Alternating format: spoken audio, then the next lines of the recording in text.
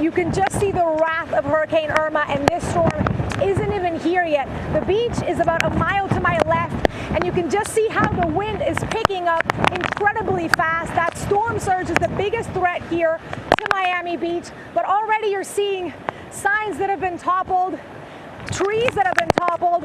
I'm walking alongside the iconic Ocean Drive, Collins Avenue, a street that is usually bustling with tourists and people. It is a ghost town right now, very dangerous. We've just spoken to the Miami Beach commissioner, who also tells us that 95% of the power lines in this city are above ground. We've also seen those flickering power lines that are down. 60% of the power grid in Miami Beach is down at the moment.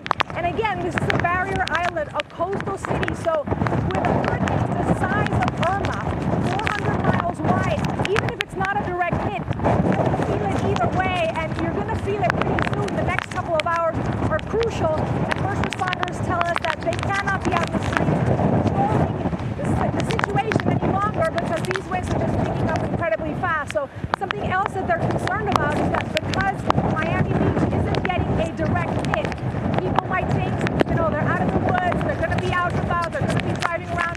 That is not what first responders want to see. This is still an incredibly dangerous storm. You have hurricane-strength winds that can go up to 100 miles per hour. We're just seeing it here by the minute. Worse than by the minute. Everybody should be hunkered down and taking shelter right now. Not Savannah? And Mariana, we'll see for you as well, because it's obviously the wind's really picking up. Our correspondent there in Miami Beach, where they're